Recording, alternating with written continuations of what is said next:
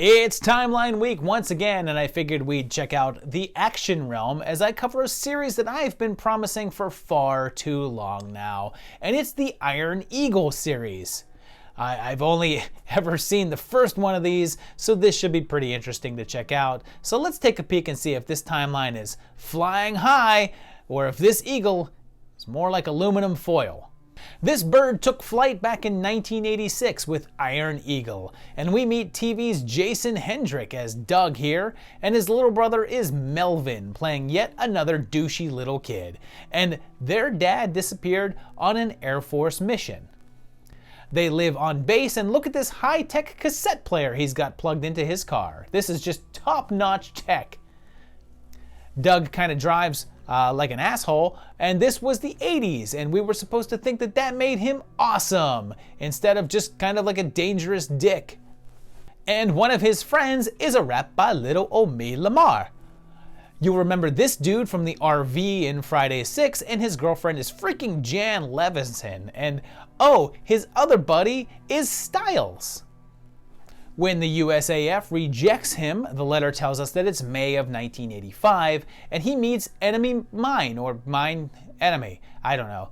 Doug then challenges his enemy Notches to a race that I don't quite understand, where Doug is in a plane and Notcher is on a motorcycle. They find out that their dad has been shot down and captured, and he's been put on trial for violating international territory by a made-up Middle Eastern nation that's got this totally non-stereotypical musical introduction.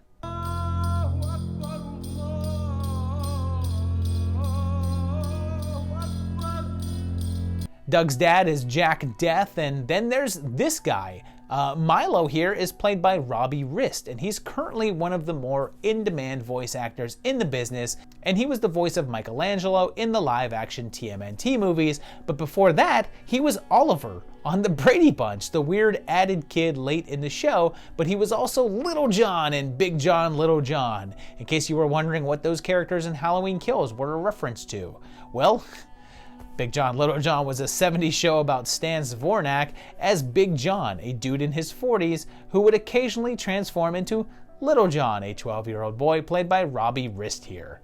Yes, that was an actual show that ran for one season. This movie is smart enough to realize that if you want me to get really interested in what you're showing me on screen, you'll put some Queen underneath it, but not just any Queen, it's One Vision. What else you got, Marty? This is Flight Leader. An amazing song that for no reason at all, just no reason, ends with Freddie Mercury screaming, "Gimme fried chicken."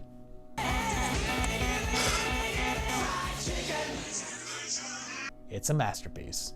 Ted is sentenced to death in 3 days, so Doug decides to try to go in and get him, including help from a little Amanda Young and Chappie. He has this friend, Slappy. Very good. And they start to work out their plan, and when his dad has 1 day left, they go in. They just start blowing things up, but Chappie's plane is hit and he goes down. But he left Doug with a tape telling him what to do, and I guess he just is able to blow up whole helicopters with a couple of well-placed bullets. He starts blowing up oil refineries in order to get them to release his dad, because I'm sure that there will be no economic repercussions for that, sure, and it looks like they're gonna let him go, but they end up shooting him instead. So Doug just flies around and blows everything up, since I guess no one can hit him at all. Ted is only wounded though, and Doug's able to land, get out, get his dad, and get him back to the plane, and then take off before all of their forces can do anything. Like, they're the worst.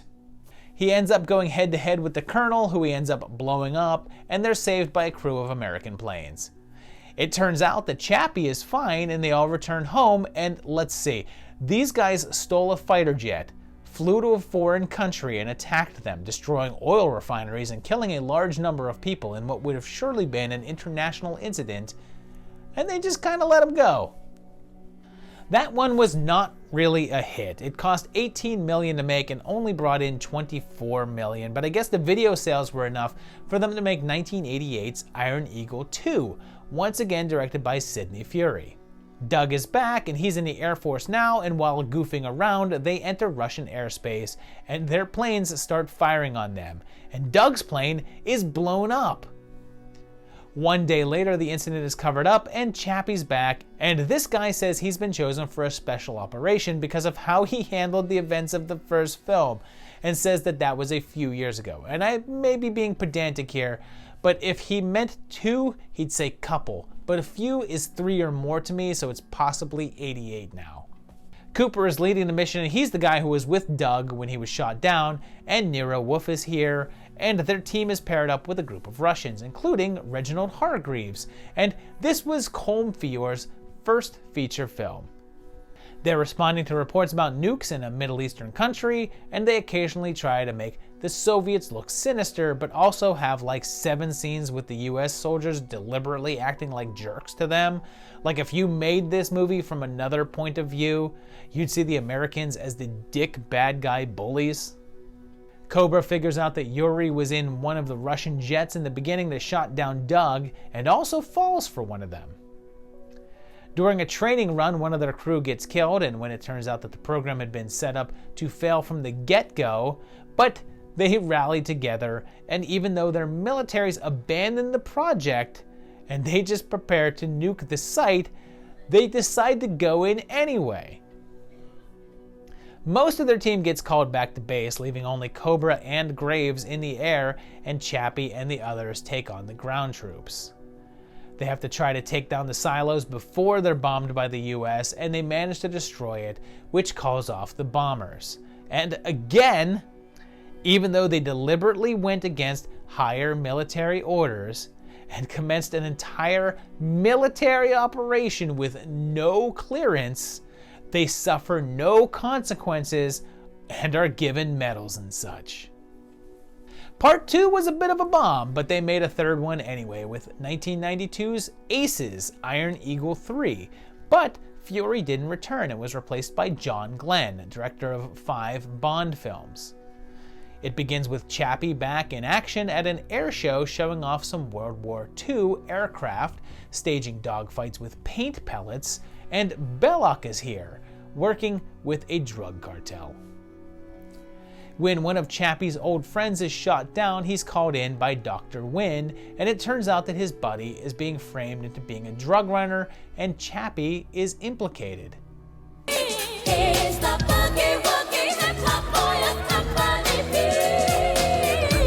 Can we not?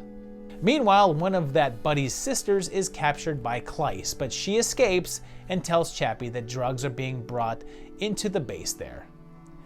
When she vanishes, he goes to find her, and his license plate shows a tag that expires in 1991, so that may be our year. And this guy with the mulletest mullet is here, and it's Ray Boom Boom Mancini, and Chappie runs into a bit of a dead end in trying to get this issue taken care of, so he recruits his retired war crew, and Anna goes in first. And damn, her arms are just jacked. Hooch is here, and Hooch is crazy. And once again, freaking Mitchell Ryan is revealed to be in cahoots with the villain. I wonder if his actual friends in real life are like, hey, you're my old friend, but am I eventually going to find out that you've been behind all of my troubles? And yeah, the film is very aware that Anna has some biceps on her because they get like 17 close-ups. TV gets captured, and there's the silliest thing I've seen in a film for a while, and possibly the best use of a doll since you're Hunter from the future. Anna frees TV, and there's some dogfights with Nigel getting shot down and TV getting shot up. And I don't know who thought of this, like people were sitting around coming up with the script for this film, and one of them said, hey, what if one of our main bad guy blows up a church and the bell goes flying through the air and kills him, making a ding sound when it does? And everyone in the room just kind of ignored him and did more coke, and that just went into the script. And then someone else said, you know what won't be a weird stereotype and vaguely racist? having our Japanese character do a kamikaze attack, then some more cocaine. Chappie shoots down Kleiss' plane and he parachutes out, but is then killed by punji sticks. Turns out Nigel survived and everyone celebrates, and without any other dates, let's stick with those license plates and put this in 91. 3 years later, the series continued with 1995's Iron Eagle 4, or Iron Eagle on the Attack, and Sidney Furie returned to direct, but it skipped the theater and went straight to video. The opening actually flashes back to the opening of Part 2 with Doug Masters' death, although he's now been recast, and we learn that Doug ejected and survived but was captured by the Russians. A while later, he's working as a crop duster and Chappie's back and wants him to be an instructor for a flight school that he's opened. His students are problem kids, including TV's Cher, and they have an exhibition against the Air Force trainees, but Wheeler gets into trouble with a group of drug runners, and she ends up landing at an abandoned Air Force base, but something nefarious is going on there. It seems they're storing a stash of chemical weapons there for some reason, and Doug tells us that while he waited for them to release him from that prison, his girlfriend got married and his parents retired, and they shut down Chappie's flight school, sending all the kids back to juvie. They escape holding the police officer at gunpoint, so not sure how you're gonna make me want to cheer for them now, but sure, why not? They plan to take down the chemical weapon convoy, and yeah, I'm not totally buying that they're all alone here. There's really no authority that they can go to here. The only line of defense from a rogue group with chemical weapons is a bunch of teenagers. They discover that they're planning to use something called Operation Pandora to destabilize hostile foreign countries by inflicting diseases upon them, but they get the information to the actual military. But Rudy gets shot and they get double-crossed because, oh no, the actual military is in on it, because that's pretty much what happened the last 3 times. So I guess I'm not sure why they thought this would be different. So I guess that the line of defense, it really is those teenagers. Darn it! But Doug captures one of their guys, and for real, he's preparing to torture the guy by putting a bag of wasps on his freaking head, and it's treated like a sort of comedy scene. Chappie ends up getting captured, and the evil general says that he was inspired by Chappie and what they did in the first movie and saw a problem and is going around official channels to get it taken care of, and he's pretty correct. They get away and there's a confrontation, and just like last time, Chappie has left Doug a tape and he takes out the bad dudes, and each of the students do their part and they eventually win the day. The flight school is reopened and there's no date in this one, but there's nothing to say it's not real time, so we're just gonna set it in 1995, and that was the end of the series. So there you have it, 4 movies with sort of a timeline. Yeah, the timeline makes sense. They don't really talk about dates a whole lot in this, so it's not really that important. But they do link up. They actually do keep a continuity. I thought it was pretty interesting that they went with the whole killing off the main character in the second movie. Obviously, that kind of irritated them because they decided to bring him back in the 4th one, which is weird because the director of the first movie is the one that killed him off in the second one. But then when he came back in the 4th, just said, you know what, I'm gonna fix the thing that I did. I don't know. Doesn't make a lot of sense. And I have to tell you, not a big fan of these. They are fun and all. They have their moments, but not particularly my type of go America movies. It's kind of weird. It's basically the whole premise is that yeah, you know what? If these other foreign countries and guys aren't doing stuff, then yeah, you just gotta load up a whole bunch of guns and go out there and just shoot them on your own. Why not? Not a big fan of that whole concept. It's a very 80s thing.